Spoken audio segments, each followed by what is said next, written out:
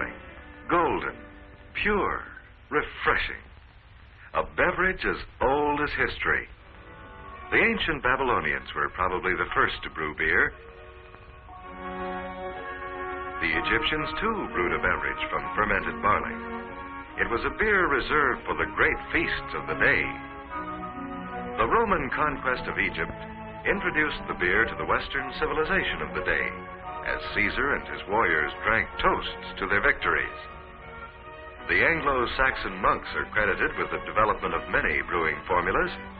The improved brews were well established as fine beverages, high in food value, by the time the Pilgrims set out for America. Later, taverns and inns became the meeting places of men who helped make American history as they enjoyed their favorite brews. Yes, the fine beer and ale we enjoy today are beverages with a heritage which is unequaled, yet they are as modern as today.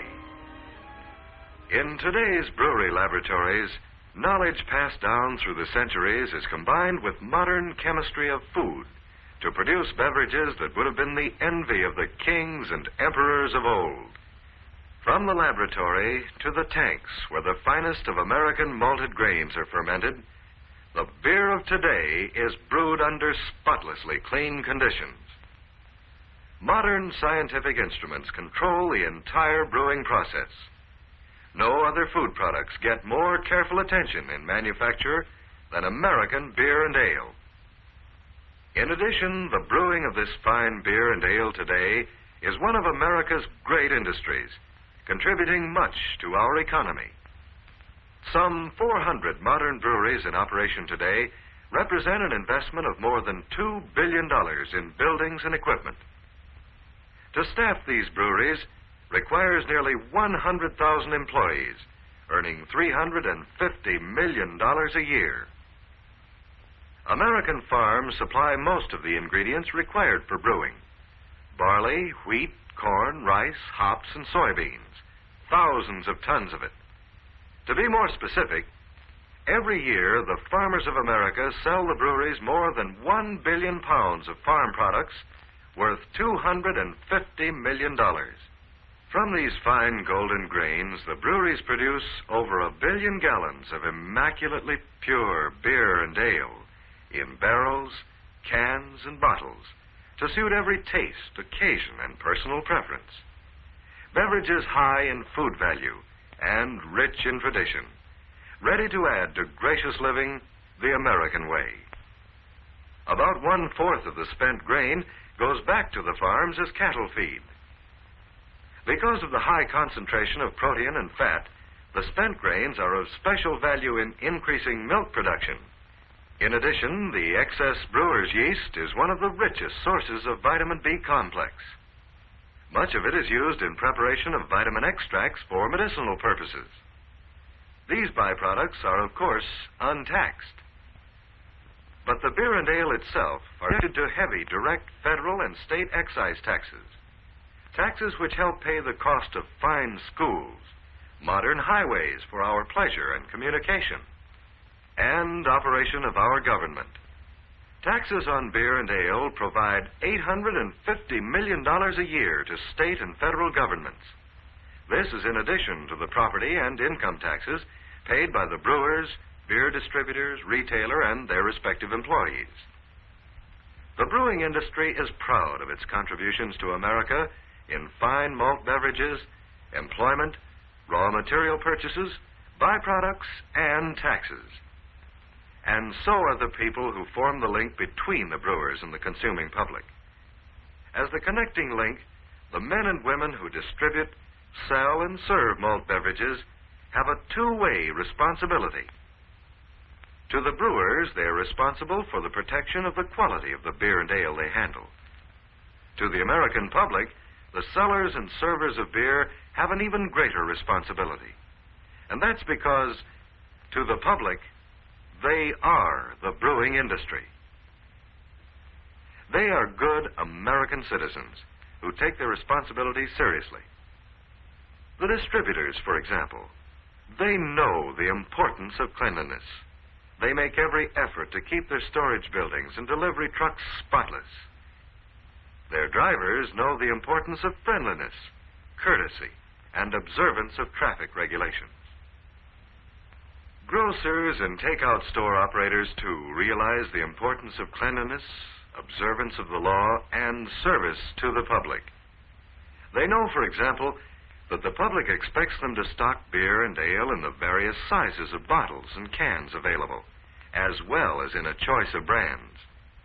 And as good American citizens, they know and obey the laws and regulations pertaining to the sale of beer, as well as all other laws governing their business. But the enjoyment of beer by Americans is not limited to family and neighborhood gatherings. Inns and taverns are part of American history. Today's taverns, though much more modern, strive to live up to the reputation established by the famous places of the past. Friendliness is still the aim, whether it be a sophisticated lounge, a small place in the industrial section of town, or the average tavern in the average neighborhood. The neighborhood tavern is a friendly meeting place for the community, the average citizen's club. Its owner, he's just another good American. He knows that he and his operation reflect on the whole brewing industry. He wants to keep that reflection a good one. And that's why he practices the 5 tested principles of good tavern operation.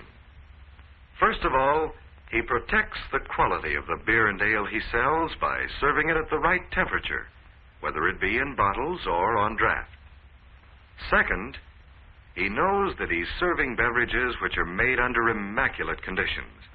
He believes they should be served in clean glasses and in clean surroundings. What's more, he knows that a tavern should be a friendly place where people can relax, discuss issues of the day, and enjoy sparkling malt beverages. People who come into his place are his guests. You might call that hospitality, something people expect in a tavern. That's especially important when it comes to serving members of the armed forces, whether they be from a nearby post, just passing through, or residents of the community on leave. The tavern operator knows he and the community have a responsibility to servicemen and women.